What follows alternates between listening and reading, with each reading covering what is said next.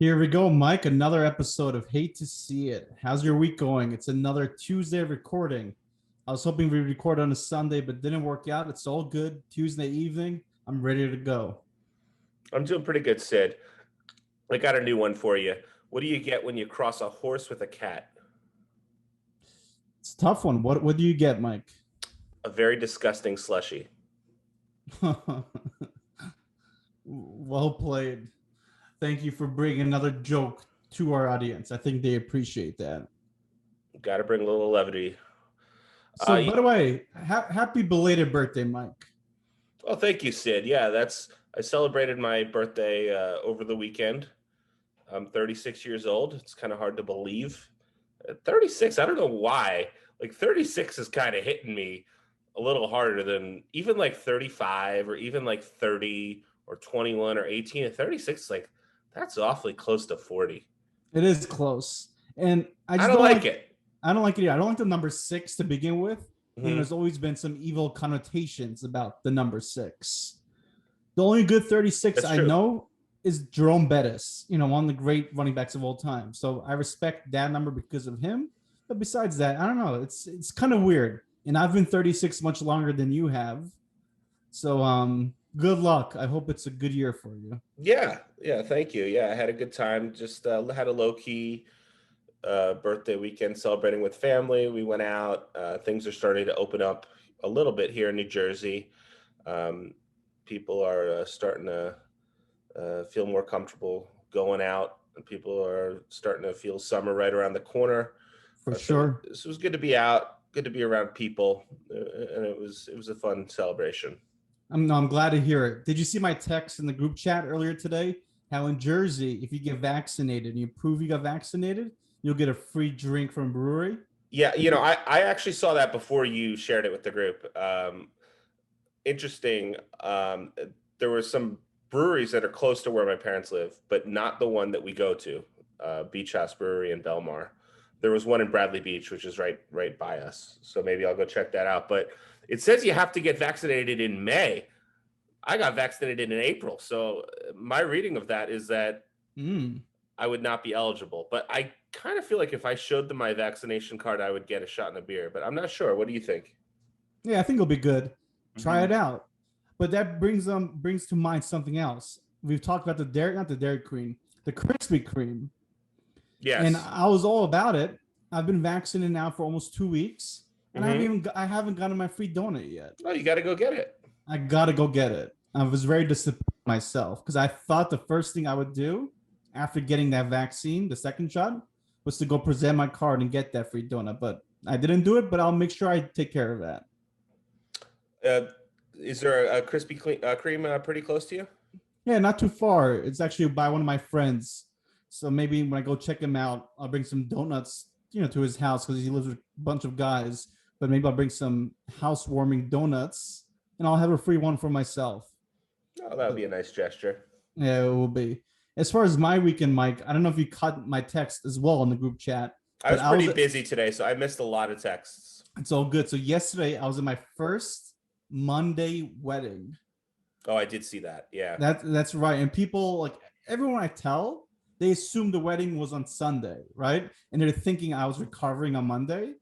But I keep telling people, like, no, I literally said my first Monday wedding, not my first Sunday, because I've probably been to a Sunday. And it just goes over people's heads because no one really has a Monday wedding, right? I mean, I've never heard of it. Yeah, but you know what? It was a beautiful time. It was a great event. The reason it was a Monday because it was supposed to be in December, but obviously COVID delays, and now Californians up and running, and people are booking like crazy. Yeah, so I guess you have people rescheduling from last year, plus you have the people that were already booked in 2021. Correct. So you don't have a lot of dates. You don't. So I could see why you would have to do a Monday wedding. But it worked out great. I was really happy for my cousin and his now wife. What was interesting, not interesting, but actually, no, my opinion, wedding dinners can be overrated because you know what to expect. It's generally the same meals served to you. The best part really are the appetizers, the hors d'oeuvres, however you pronounce it. Those are like really the best part of weddings. So for this wedding, obviously it was a Monday early. It was like a lunch or it was a brunch time wedding at a vineyard in California. So we had brunch, and that was my first brunch wedding. And let me tell you, the food was fantastic. Brunch is a very underappreciated meal, but I think most people agree you can have a really good brunch So because a lot of eggs and stuff like that. oh yeah, they had a omelet section where they're making an Omelets. omelet. Yeah, Okay. omelet of your choice. They had your meats as well, like some ham. They had a lot of good stuff, and I really enjoyed it. I thought the food was great. It was different. It's not your typical fish or steak. So it worked out. I had a good time. That's nice. Were there a lot of Yeah, people? yeah. Surprisingly, there was a good amount of people. Everyone has been vaccinated, so people weren't wearing masks. It just felt like being normal again. It just felt like things were back to what I remember they used to be. Yeah. Yeah, that's great. I think it's going to be a good summer. I think so too. People are antsy. People are ready to get back to life. So And that's awesome. and one sorry not to keep talking, but one funny story. So I get to the not the reception, I get to the vineyard, right? Mm. And I see this commotion going on. And then my cousin's, mother's there with my mother, and her mother's there. So the grandmother of my cousin, right? She's in her 90s.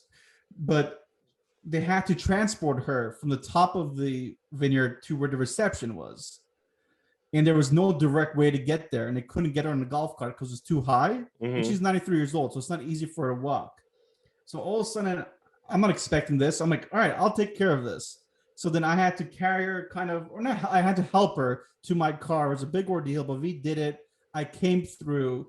The wedding was being held up till the grandma got to her seat. So it was funny, like me just not expecting this, but I had to do this for my family. I helped her get there. It was quite the adventure. And then we're getting there, and then my mom's starting to dictate stuff like just put her at the end of the, because you have to walk her to the not the podium, but where the seats are. So just put her at the end. It's been a long journey. I'm like, no. I'm taking her all the way up front. That's what the plan was. She's supposed to sit in the first row. I know we're holding up the wedding, but it's important. Grandma's going to get to her seat. I'm going to make sure she gets to her seat. Well, Sid, that doesn't surprise me in the least. You seem to, when you go to weddings, get hired to do jobs that you didn't sign up for. There was a wedding that we went to where they asked you on the spot to be the videographer at the wedding, and you did it. I did it. It's true. You make a really good point. I just always come through. I film weddings. I transport guests. I do it all. So for free. For free. That's the other thing, for free. So feel free to book me. Find me on this YouTube channel. I will gladly help out. That's awesome, Sid. What do you say we get into our topic for the week? Our last episode, we did a preview of the NFL draft. We wanted to do a recap of the draft. I think it was a pretty eventful draft. Would you agree with that? Oh, I agree. And generally, we don't have the same topic, especially right after another. Right.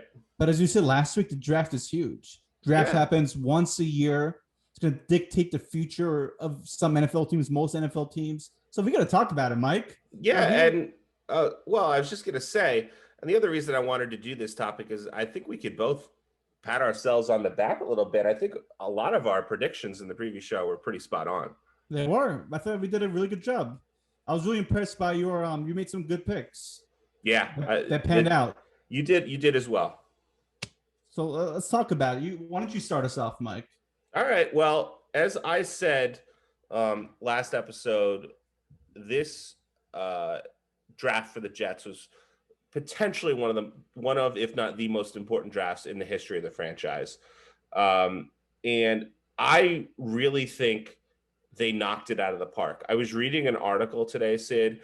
The Jets drafted 3 players with a rating of 90 or higher by Scouts Inc.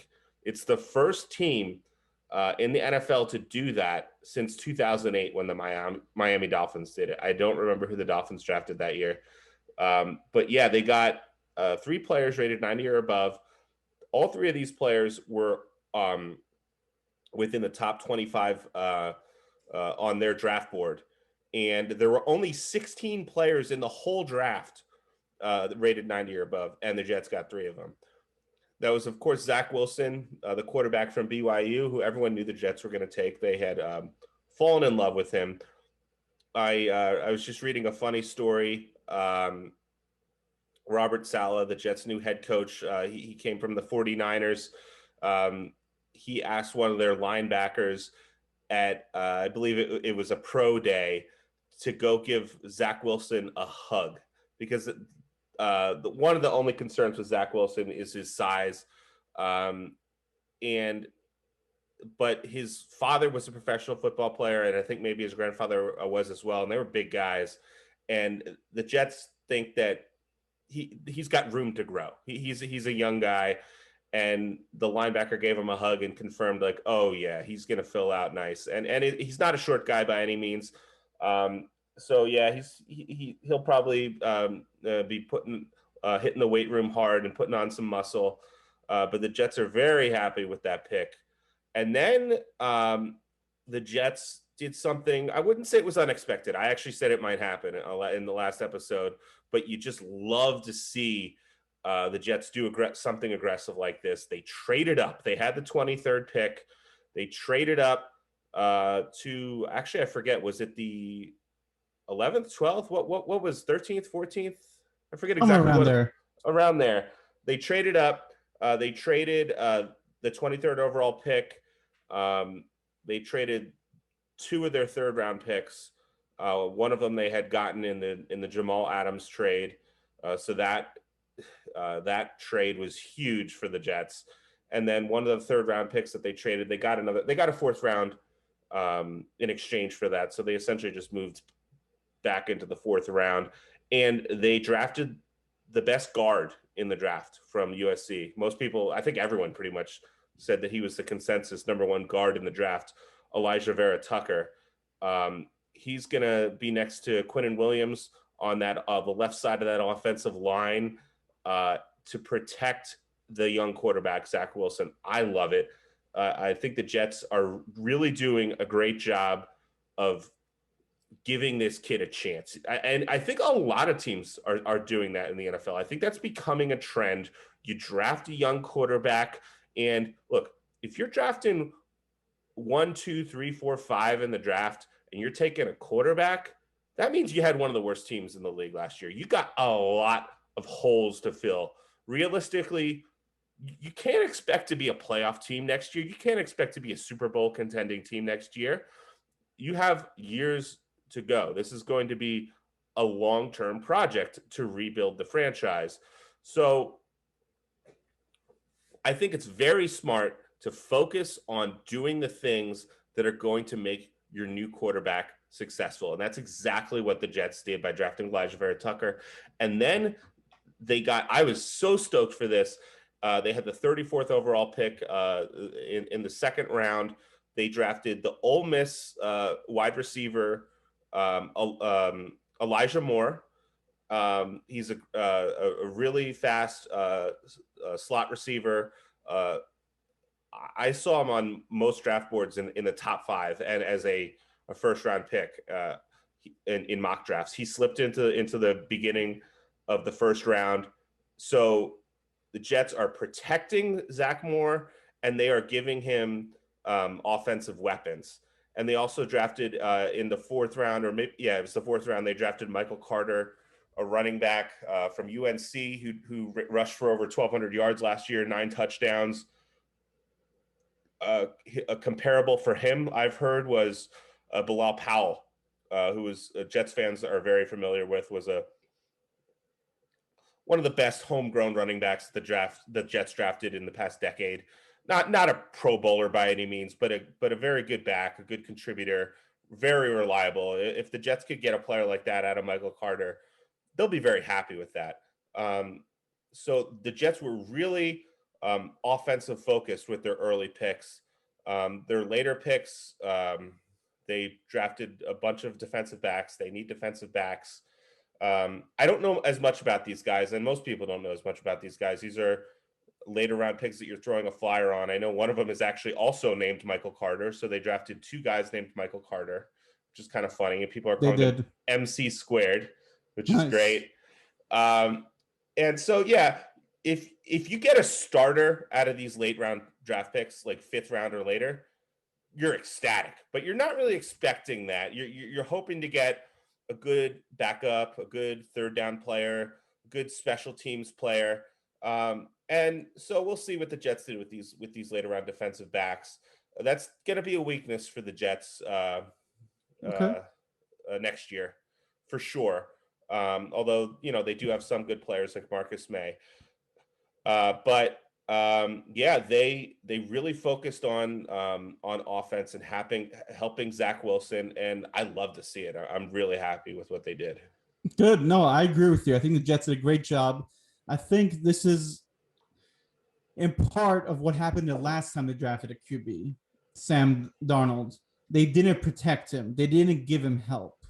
And they realized if we draft another quarterback, we have to make sure we surrounded him with talent to grow and succeed. Yep. And I think the Jets did that. I'm excited to see how it plays out. Yeah. It'll be fun. It'll be a fun year, hopefully, crossing my fingers. But, Jets have gone through some rough seasons the past few years. It'll be nice to be able to look forward to something every Sunday. Good.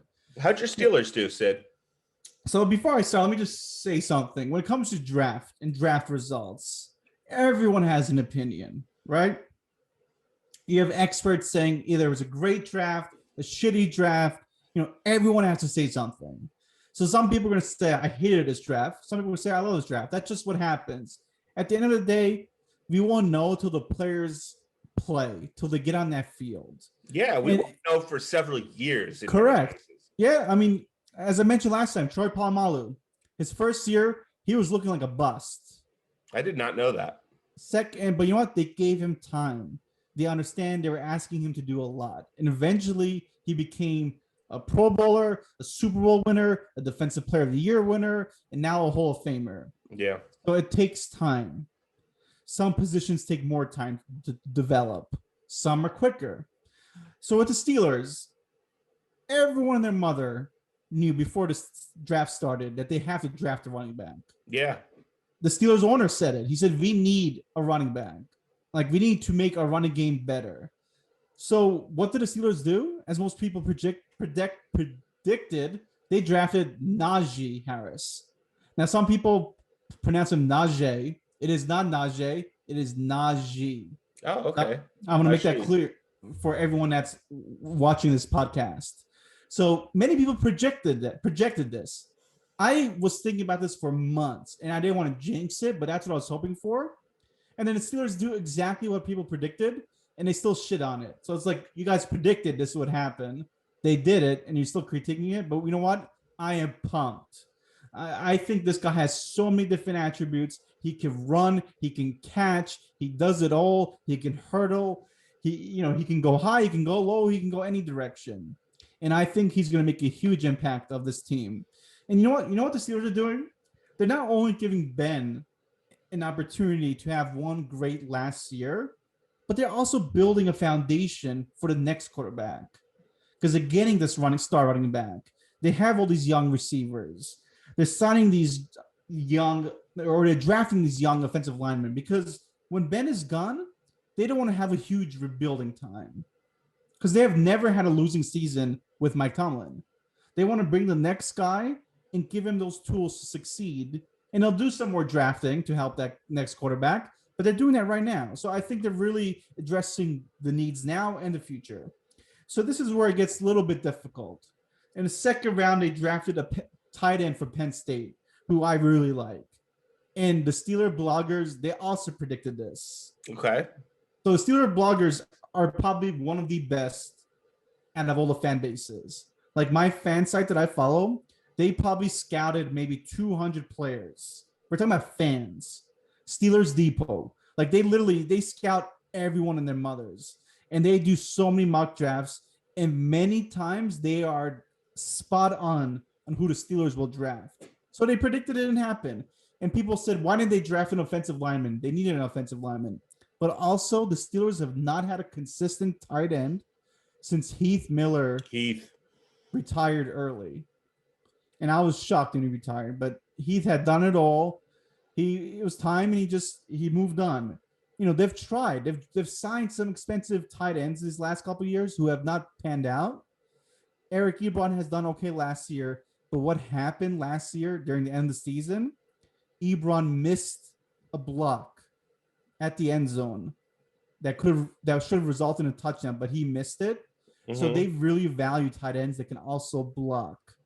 And a lot of times people don't understand this. It's not just the offensive line that blocks. A good tight end helps the offensive line. And the Steelers utilize. Of course. Yeah. So let me just interrupt you there for a second, Sid, yes, if you don't mind. So you have with your first 2 picks, the Steelers take a running back and a tight end. Like the Jets, the Steelers are also focusing on rebuilding their offense. And I don't think the Jets and the Steelers were the only 2 teams in this draft that took that approach. I think a lot of teams took that approach. And I think defensive players were not valued as highly in this draft. Would you agree with that? No, I would definitely agree. And we saw that. We saw, what was it, 4 QBs in the first, how many picks? Like top 10? Well, there was 5 QBs in the first 15 picks. 15, exactly. So that goes to show you a lot. And the Steelers have not drafted, I think, 4 offensive players in a row to start a draft since like 1960 or something like that. So it's pretty crazy. But, teams are changing the approach. They always say defense wins championships, but the league is changing a little bit. It has been. So you know what? Next pick, they finally got a offensive lineman. Who's their third round pick? Third round pick. Kendrick Green. They say the nastiest player in the draft. This kid seems hungry. They're going to make him a center. I think he's really going to pan out. So is center not what he played in college? He played guard, but he's also played some at center. Okay. The Steelers have told him, you're going to be the center. And he has said, I'm going to get that job. I know they got some veterans on that team, but I'm out here to win that job. He's got the right approach. Center is such an underrated position in terms of how important it is, how difficult it is to find a reliable center. I mean, when I was growing up, watching these Jets teams from 10 years ago, 20 years ago, they had reliable centers for sure. And Nick Mangold was their last really reliable center, who was on the team for, I don't know, 10 years or so. Yeah. There's just their starting center almost never missed a game. It's just such a valuable thing to have. It is, because what happened is Marquise Pouncey, one of the great centers of the last 10 years, he retired this year. There was that really sad moment at the playoff game this year when Ben is sitting with Pouncey. Juju came over, but they're crying. And Ben says, I'm sorry, Pouncey. He really wanted to get Pouncey a Super Bowl. And he was hoping Pouncey would come back, but he didn't. Pouncey's retired. So now they got to find the center of their future. I really think this Green guy will pan out. I'm excited. Again, he is nasty. He moves people. He's not afraid. And in QB's value, a guy like Pouncey that will fight for you. If someone gets a cheap shot, Pouncey was ready to throw that guy down. He would not allow anyone to hurt Ben. And I think Green's going to bring that same kind of attitude. Go ahead. Sorry, you just finished your thought. I didn't mean to interrupt you. No, it's all good. Just go ahead. I was just thinking, you know how someone is a real football fan is if they can have a conversation about the offensive line and get really excited about good offensive line play. It's true. When I watch a game, I'm looking at the defensive line because I know they dictate a lot of the outcome. It's true. So I'm really excited. And then the 4th round pick, they got another offensive lineman, a tackle, who also had some the Steelers were surprised he dropped. So now they've drafted 4 offensive players that they're hoping can help make this offense consistent. That's the key. The Steelers have had great offenses, but they've lost some consistency. So I think they accomplished that. And then, the rest of the draft was solid. I'm really excited to see what happens. The only the complaint I had, so when it was a 2nd round, there was a guy I was really targeting. He was also an offensive lineman, I think, from Oklahoma. And I thought they would draft him and draft a tight end in the 3rd round. And this guy was Creed Humphrey. And I believe the Chiefs drafted him soon after the Steelers picked in the 2nd round. I think Creed is going to be a great player. So, it could have gone either way. I think fans would have been happy with the offensive lineman in the 2nd round. But you know what? The Steelers really valued a tight end. They wanted him in the second round, and they got the offensive lineman in the third round. So either way, we'll see. I'm excited. I'm pumped. That's cool. Sid, refresh my recollection. Do the Steelers have someone waiting in the wings for Ben Roethlisberger, or do they have to draft that player? It's a good question, Mike. I mean, they drafted Mason Rudolph to potentially be that guy. He didn't pan out last year when Ben got injured. Like, he wasn't consistent. But then this year, he played the last game of the season against the Browns. They were trying to make the playoffs, and it looked like he was doing okay. But the also, Browns were a good team last year. Yeah, the Browns were a good team. But the Steelers don't know. Okay. And they also signed Haskins from who was like a top first-round pick for the Redskins that didn't pan out. This guy was like Justin Fields. Like, he was breaking all the Ohio State records, but if he was not a good fit for Washington Redskins, I think, the Steelers give him a shot. We'll see. You never know. I mean, this guy was drafted like 2-3 years ago. So he's still a young guy. He came in a league with a lot of hope and excitement. But, if anyone could turn him around, it's Mike Tomlin. But I'll leave you at this. The Steelers have said if they realize the quarterback of the future is not on the team, they will do whatever it takes to get that quarterback. So I think this year they're all in on Ben. And then Aaron next Rodgers? year, you never know.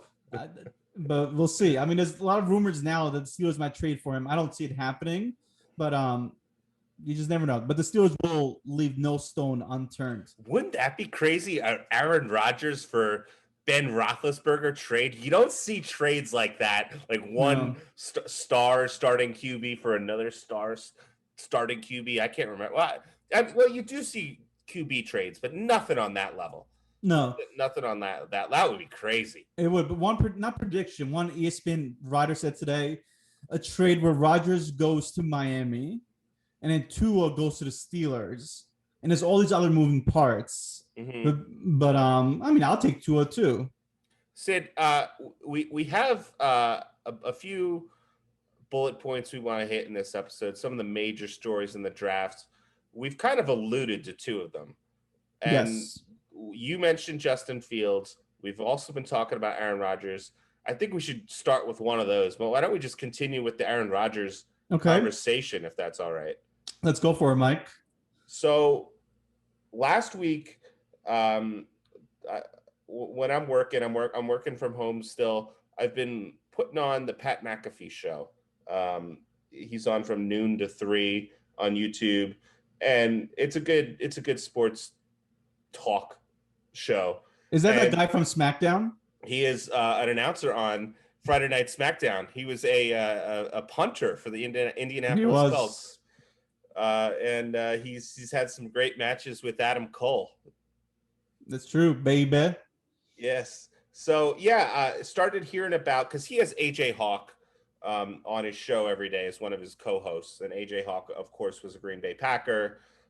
Is friends with Aaron Rodgers. I don't know if you saw the pictures of them at the Kentucky Derby together. Yes, I did. Yep.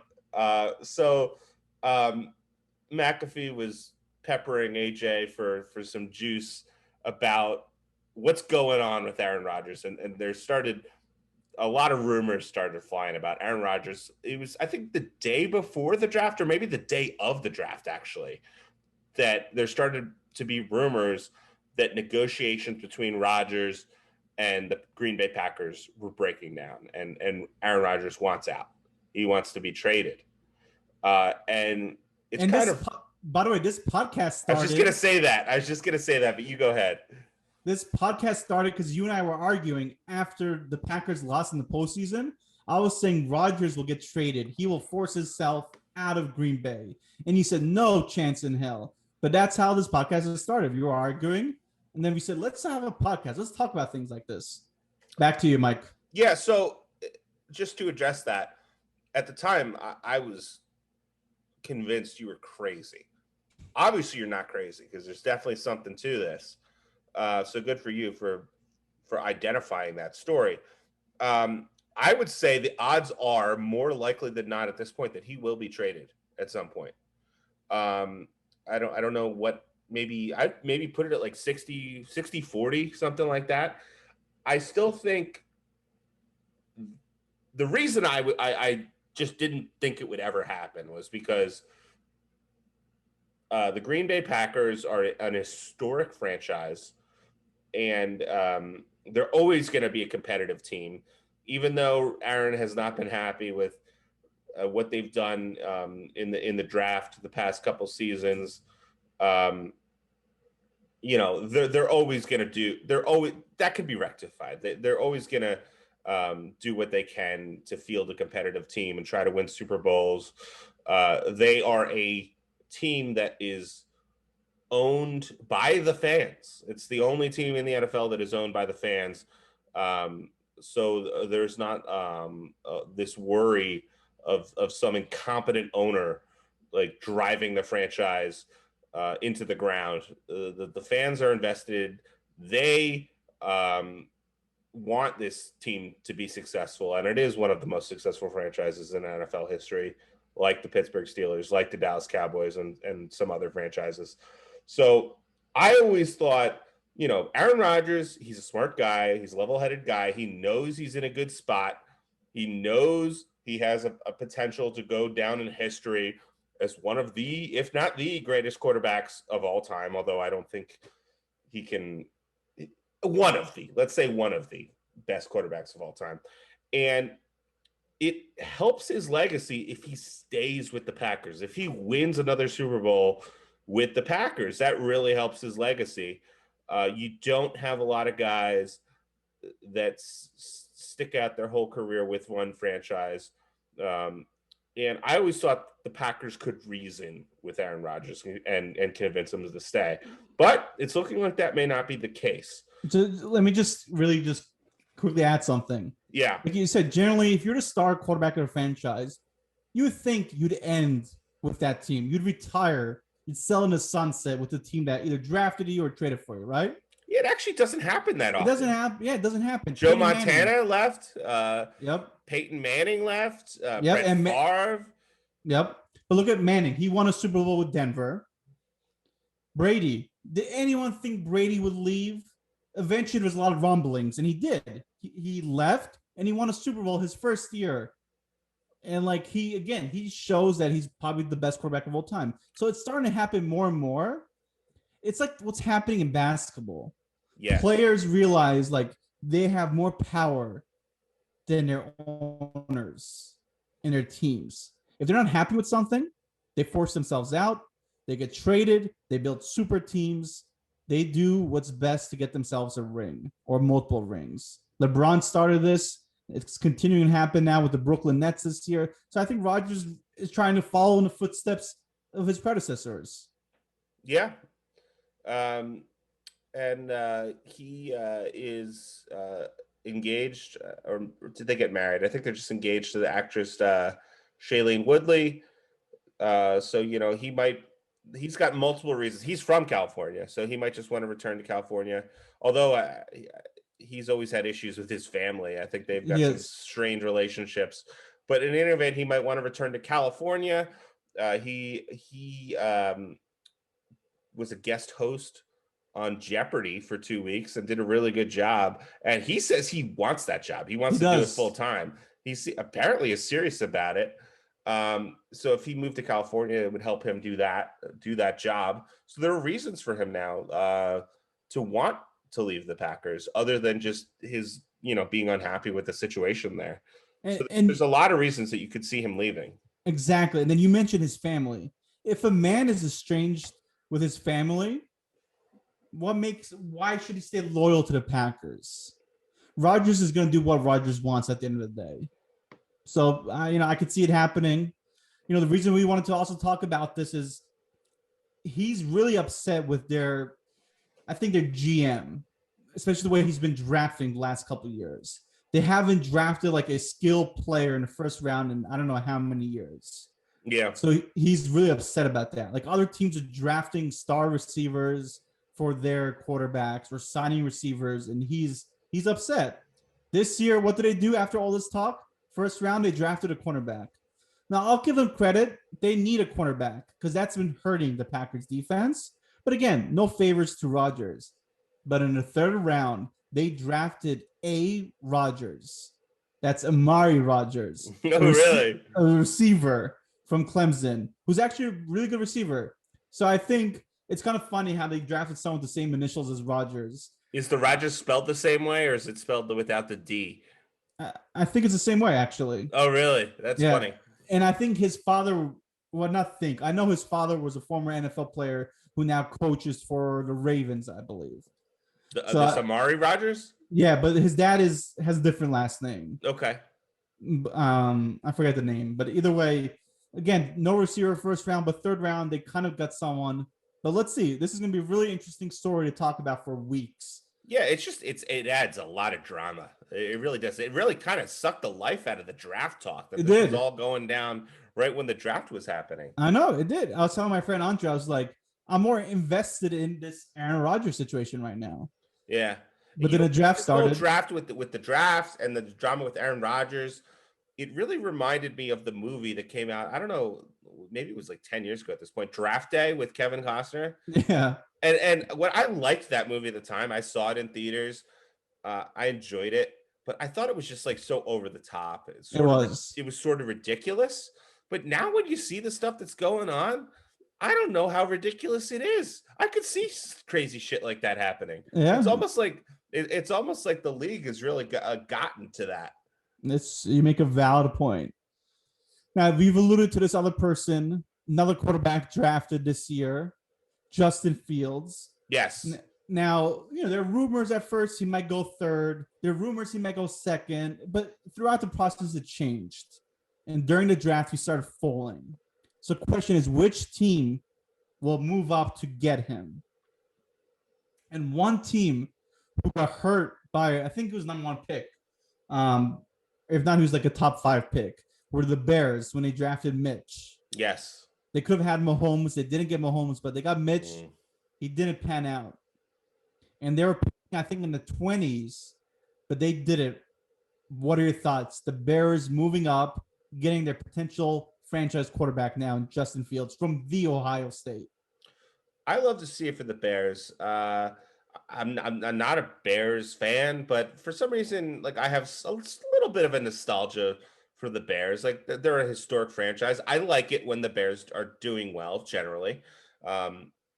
And Justin Fields, people forget when he was recruited out of high school, he was the best quarterback in the country, ahead of Trevor Lawrence. Yeah. And things changed in college.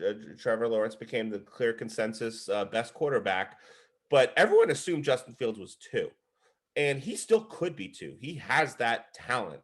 For reasons we've already discussed, some other quarterbacks surpassed him in the eyes of certain franchises like the Jets. But Justin Fields, he was impressive in that college football playoffs semifinal game against Clemson. Yeah, you were pumped. You were pumped. You wanted the Jets. At the time, I thought the Jets were going to draft him. He outplayed Trevor Lawrence in that game. He did. And then he got hit really hard in the ribs. And I think that's arguably why they lost the national championship, because he was playing hurt. And I think that probably hurt his draft stock. If he won the national championship, I think the Jets are taking him. No question about it. He is a very talented football player. If the Jets drafted him, I would have been happy with that. So I think it's great for the Bears. Yeah, no, they needed a quarterback. Not that they locked out, but in a sense, it's a good thing another team didn't trade up. They made the move. They got the man. They needed a QB. Andy Dalton, who just signed, was not the long-term answer. Is Nick Foles on the Bears? He might be. They've done a lot of moves recently. But a lot of people want the Jets to trade for Nick Foles now, because I'm pretty sure he's on the Bears, and they don't need him now because they have Dalton and Fields. Yeah. So they want the Jets to trade for Foles to kind of, because you don't know if Wilson's going to be ready to day one, or you need someone to mentor Zach Wilson. So that would be good. I'd be happy about that if the Jets. Yeah, no, I like that. I like that. Yeah. I don't know if you heard this, but Minnesota Vikings were checking out the draft, and they were potentially thinking of either hoping Justin Fields would fall to them, because they saw how the dominoes were falling. So they're really hoping he'd fall. They even considered trading up, but then the Bears, their division rival, traded up and stole him from the Vikings. So the Vikings were thinking about potentially replacing their QB.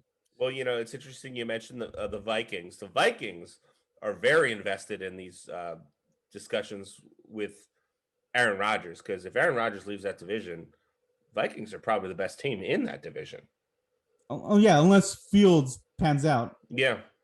Because the Vikings' Cousins, they paid him a lot of money. He had a good year last year. Yeah, last year was a better year, but generally he has not panned out to the lofty contract that he was offered. Right.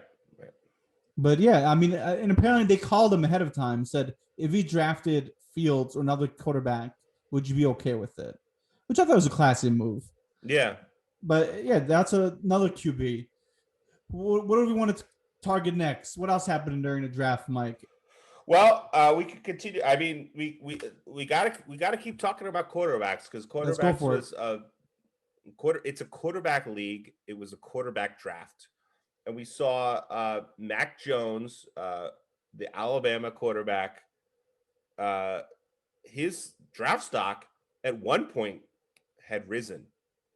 People were talking about him being the third quarterback taken in the draft. A lot of people thought the 49ers were going to take him. That didn't happen, and he ended up falling. I use quotes because he didn't really fall. He probably was drafted right where he should have been drafted, in the middle of the first round, and he was drafted at 15 by the New England Patriots, who of course need a quarterback. And a lot of people thought that this was like the Patriots playing all along. Like they were really happy that Mac Jones fell to them. But there were some interesting interviews with some of the coaches on the Patriots. They didn't seem like all that excited. That could just be that they're not like, sometimes Bill Belichick, that's just Bill Belichick. Correct. But I don't know. I don't know how thrilled they are about Mac Jones. But he was a great college quarterback. There's no question about it.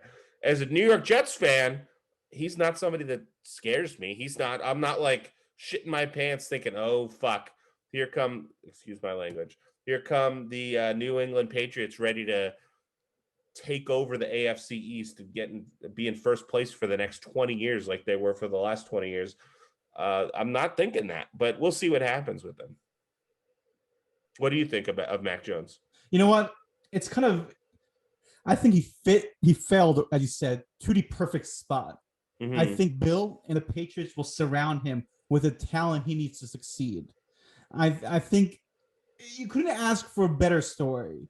Like I feel like he fits the mold of a Bill Belichick quarterback. Mm-hmm. He's used to Saban. Some can say Saban and Bill Belichick, they're cut from the same cloth, right? True. Yeah. So, he's already dealt with Saban. Now he gets to deal with Bill. I think it's going to work out. Just the way his demeanor feels like the Patriots' demeanor. But it's kind of like, the way I see it is like, you know what? Finally, the Pats' run is over, right? And last year they had a bad year. The Bills got their quarterback. Now the Jets look like they have a quarterback. You're hoping Miami has a quarterback. So it looks like things are changing, right? It looks like it's going to be a very competitive division, which it still can be. But all of a sudden, the Pats, they come in, they get Mac Jones. They could be right in that hunt again. Mac is, a lot of people say he has a high floor, relatively low ceiling. High floor meaning, he's close to ready to start now. He could certainly be a week one starter, be a productive quarterback in the NFL right away, but low ceiling, maybe he's not going to be a top 5 quarterback in the league or even a top 10 quarterback in the league. But, if he's a, top 15, top 20 quarterback in the league with Bill Belichick coaching that team, putting the right people around him, that could be enough. It could be. We'll see. And look how much money they spent this offseason. They were the biggest spenders. They literally signed 2 of the top tight ends. Yeah. So they're going to give him a chance. I'm very intrigued. I think it's gonna be an exciting division for years to come. It's definitely going to be an exciting division. Yeah. For sure. All right. Should we finish with another quarterback? Get Yeah. the quarterbacks out of the way. Why don't you mention that one? Sure. So again, Niners, they trade up. Everyone's saying, okay, who are they going to target? Initially, my first reaction was Justin Fields. And then everyone said, no, they're targeting Mac Jones. And then it was like, wow, Mac Jones. And then towards the end, there's all these little talk saying, looks like it's going to be, what is it, Trey Lance? Trey Lance. It looks like it's going to be Trey Lance. And I thought that could be a good possibility, but I was still surprised, honestly. When that pick came in, I honestly was convinced it's on Mac. But no, the Niners said that all along they wanted Trey. That's the quarterback they identified. He hasn't played, I think, all of 2019, was it? Yeah, 2020. He didn't play that whole last year because of COVID. Maybe he played one game. Right. But, so definitely he's got a ways to go. I don't think he's going to come in right away and just take over. I think he's the least polished of all those quarterbacks. Definitely the least polished, yeah. But definitely he's got a really, there's a lot of potential. You know, he's like a Pat Mahomes type. I don't know if his arm is, I think his arm's good, right? I think he's got a good arm. He's mobile. Oh, he's very physically gifted player. He's got all the tools, but yeah, like you said, he's raw. He's not a guy that the 49ers should expect to start this year. And if he does, probably not until later in the season. But you know what? Their coach Shanahan, I think it's Shanahan, is it? Yeah. I think he prides himself with doing things offensively, being an offensive guru. So it'll be interesting to see what he has in store for Trey. What about you, Mike? What are your thoughts? Yeah, well, it was interesting. I was watching the Pat McAfee show before the draft, and he, I believe, broke this story. I think he was the first to report it because he was talking about it live. He started his show with it that day, and I don't think anyone else had reported it that the Niners were going to take him. And at that time, on draft day, the betting odds were still in favor of them drafting Mac Jones. That's what people thought they were going to do. And then you saw right after Pat McAfee reported this, and he's not a guy that like breaks stories, but obviously he has friends, he knows people who would know this kind of thing. Right after he talked about this on his show, the betting line started to move, and it turned out he was right. So that was kind of interesting to see. I think this goes back to what I was saying earlier with Mac Jones being maybe a high floor, low ceiling player. I think Trey Lance is the exact opposite of that. I think he is a low floor, high ceiling player. Yep. And so the 49ers are rolling the dice a little bit with this pick. But if it pans out, I mean, he certainly could be an electric player. For sure. Someone that they've been looking for since Colin Kaepernick. It's true. It's a shame, though. I think Jimmy Garoppolo, he's not like he's not one of the top echelon of QBs, but I think he's a serviceable guy. Like literally, he's certainly certainly. They went to the Super Bowl 2 years ago. They almost won the Super Bowl. Honestly, they lost because Shanahan went away from what they do best, from running and stuff. Like they're averaging 5 yards per carry or something. And then they just went away from that, and they gave they gave Mahomes the opportunity to storm back in. But they should have won that Super Bowl. But I have a lot of friends who are 49er fans. They said, the team was not that far away, obviously. Last year was a Super Bowl hangover, and they had a lot of injuries. So in some ways, they were hoping the team would just rebuild those missing pieces, get back, and support Garoppolo. But you know what? The coach wanted what he wanted. He got that. Let's see what happens. Yeah, we'll see what happens. Sid, one topic I wanted to mention was the Eagles trading up and drafting the Heisman Trophy winner, Devontae Smith. You were a big fan of this, right? I loved it. Honestly, before all this happened, Mike, I was thinking the Jets should trade back. They should draft him. I was hoping they would trade with the Eagles or something or somewhere else. but I wanted the Jets to trade back. Or is it trade back when you go? Yeah, when you go up, or is it trade up? When you trade up, or you could say trade back. Yeah. Like you mean move from like the 10 spot to the 20 spot. Yeah, exactly. So I was Yeah, you could hoping. say, yeah. I wanted him to really give Sam another shot. Like I wanted him to trade back, draft a receiver, sign Juju. So now you have Juju from the Steelers. You have Devontae Smith, who is a freaking specimen. He's not the biggest guy, but he just does it all. And Yeah. like his speed and everything, like again, Heisman winner. I mean, So he very well could end up being the best wide receiver. And I think he will. Yeah. I think he will. But yeah, and then I wanted to draft an offensive lineman. But you know what? They were set in drafting a quarterback. But I really targeted the Eagles. If the Jets didn't get him, I knew the Eagles would do it. Yeah. The Eagles. It's kind of interesting. The Eagles, man, the team is just a very different looking team than what they looked like a year ago with Jalen Hurts as the quarterback. Yep. And they got Devontae Smith. Very different offense. Could be very exciting offense. And you know what? I think they played with each other at Alabama. And Alabama before Hurts transferred to Oklahoma. Oh, okay. All right. So I think they played with each other. They drafted a receiver last year in the first round, I believe, first or second, one of the top receivers last year. You know, so they potentially could have an exciting offense. So I'm really intrigued because, you know, I think Hurts also has potential to be like, not at Mahomes level, but that type of quarterback. So drafting the Heisman does not hurt him. If he can work out with the Heisman winner, with the receiver they drafted last year, you know, then it's his fault. But Mike, do you like this? Are you excited for this? I do like it. You know, a lot of people in New Jersey are Philadelphia Eagles fans because we're close to Philadelphia. And I don't like the Giants because I'm a Jets fan. So I sometimes root for the Eagles as like sort of my NFC team. And this kind of gets the Eagles, in my opinion, back to some of the teams that they had a few years ago with their explosive wide receivers. Who was Deshaun Jackson? Deshaun Jackson. Yeah. Does he remind you a little bit of Deshaun Jackson? Yeah, that's he kind of reminds me of Deshaun Jackson. So I would like to see the Eagles run that kind of offense again. So yeah, I'm excited about it. Good. So Mike, we've covered quarterback extensively. Yes. We just covered a receiver. You know, we talked about the offensive run in the draft this year. We briefly mentioned defense, but there's one area that people don't really talk about: special teams. You know, that's an important part of the game. Special teams. Third of the game. Third of the game.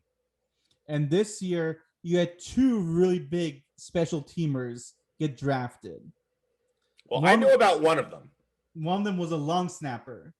Thomas Fletcher from Alabama. Yes, from Alabama. Alabama's getting everyone drafted. You could be the water boy. You're getting drafted. So Thomas Fletcher, did you see this clip? I saw the clip. The Carolina Panthers drafted him, right? Yes. And the coach calls him, because here's the thing with these special teams players. A lot of them don't get drafted. They get signed as undrafted free agents. And so, you know, draft day is a really exciting day for a lot of college players because they don't know where they're going to get drafted, but a lot of them know they are going to get drafted. But for a lot of players, they don't know that. They don't know if they're going to get drafted. And certainly that's the case with special teams players. And it can be a very stressful process negotiating with these teams, and you don't know where you're going to end up. So this Carolina Panthers coach, I forget his name, calls this player and says, "Have you decided what you're going to do? Or are you coming? Are you coming to play with us?" I think is what he said. And the player was like, "Oh well, you know, I don't know." And then basically he reveals to him, "We just drafted you." Exactly. It was a funny clip. It was good. It was hilarious because he thought he'd be a free agent after the draft where anyone could sign him. So he thought they were asking him, like, "We're going to sign you." But obviously he wanted to talk to his agent to see, is that the best offer financially? Right. he had no clue he's actually got drafted, but such a touching story. He is pumped. Once he found out, he's like, bro, I can't wait. He's excited. Now the other special teamer, which again, Steeler fans predicted this would happen. Oh, he got drafted by the Steelers? Yes, the punter from Georgia Tech. Oh, okay. Some people, maybe jokingly, are saying he's the most exciting player from the draft. A punter that I think weighs 265 pounds, which is a big boy. Punters are not big. But this guy, not only can he punt, not only did he win the best punting award in college, he threw like a 70-yard bomb touchdown on a fake. This guy's got a cannon of an arm. So people are saying the Steelers not only drafted their punter of the future, they drafted a quarterback of the future. But just check him out. Like, this guy is all hype. He is pumped. Pat McAfee sent him a video congratulating him because Pat McAfee was a punter. Right. So he's for this guy. Like, the Steelers might have their punter of the future for the next 10, 15 years. Well, that's absolutely right, Sid. One thing I wanted to say about this topic is if you're a kicker, if you're a punter, if you're a long snapper, if you're good at your job, you could do your job for 10 years, 15 years, maybe even 20 years. You could do it for the same team potentially for that long period of time. And if you're a fan of one of those teams, if you have that kind of player, especially like a long snapper, if you might not even know who that player is, you don't know the name of that player, but that player, you lose him in free agency, he gets traded, he retires, and then they replace him with somebody else, you know who the next guy is because he's not as good. Yeah. And you know, it's one of those positions, well, although all three of those positions, punter, kicker, long snapper, it's one of those positions you don't know what you had until you don't have it anymore because they are important positions. They're not quarterback, they're not skill positions, but they are important. And those players can win you games and they can cost you games. For sure. All about field position. When you have a good punter that pins the opponent's deep back, like, you know, back in the field, and they're starting from further away, less of an opportunity for him to get a scoring drive. Yes. And then it also gives your defense more opportunity to play more aggressive. And then it gives your offense the opportunity to get the ball back with better field position. So it really dictates a lot of the game. So I was pumped. Like, again, Steeler fans predicted this same exact guy would get drafted by the Steelers. So I don't know if the Steelers, scouts are reading the Steelers depot. Maybe they are. But 3 players they predicted, it happened that way. It's kind of funny. You talk about the Steelers fan base, like just being spot on with the draft picks. And there used to be a discussion, and there still is this discussion. You hear it on talk radio all the time. Fans calling in to like WFAN here in New York and New Jersey, or whatever the local sports talk radio is, to say like what the team should do. And then the radio host like makes fun of them. Like, you're just an idiot. You don't know what you're talking about. And that's certainly often the case. Back before the internet was a big thing, yeah, fans were just idiots. But now that you have the internet, you have the crowdsourcing capability of the internet. So you have hundreds of thousands or millions of fans coming together, sharing their ideas about what the team that they love should do. And not all these people are idiots. Many of these people played football in high school or college, or maybe even a little pro ball. And maybe even they have some coaching experience. And the best ideas that these fans have, they rise to the top. So, yeah, you do see things like this with the Steelers fan base just nailing the draft. It's really an amazing thing to see. It is. Definitely hashtag Steelers Depot, like DEPOT. Like, literally, Mike, the fact that they scouted 200 plus players, and the Steeler players even interact with the guys that work for that website. They're constantly tweeting at each other. You have medical doctors that are fans of the Steelers bloggers. Like, they're always, I mean, like, they've become a very popular, site. Yeah, and it's interesting you mentioned something like that. It's like medical doctors, and like medical doctors, they obviously have of an expertise at something that Yep. could be very relevant to the draft, because Oh yeah. one of the issues that you see in the draft all the time is the injury history of these players, and whether players that have been injured in the past are going to be injured again in the future. So you have people from all walks of life, all disciplines, weighing in on what the team should do, and the best ideas rise to the top. And you see things exactly like what you just said, with the Steelers fan base just nailing it. Yeah. Lastly, there's a Steelers, not a Steelers doctor, but it's a Steelers fan. She's a doctor in California, in LA. So when the Steelers were scouting, or the Steelers fans were scouting Landon Dickerson, I think the Alabama player who Yeah. got drafted, the Mm-hmm. Steelers bloggers asked her, is his injury history a concern to you? And she did some research and she said no. So it's pretty cool that like they can turn to another fan who's a professional to get some input. Yeah, You it love is to see cool. it. You do love to see it, Sid. Mike, I think we had a great recap. I think we covered all the hot stories, or at least most of the hot stories, certainly the ones that interested me and you coming out of the draft. I know there's certain teams that we didn't really touch much upon. New York Giants, the Dallas Cowboys, those are popular teams Yep. that we didn't touch upon. But, our goal is not to be an exhaustive, encyclopedic, deep dive into every possible topic, but really to cover the broad strokes, cover what we know, what we're interested in, and I think we succeeded at that today. We sure did. All right, Mike, have a good evening. I'll catch you and I'll catch our fans next time. See you next time. Bye.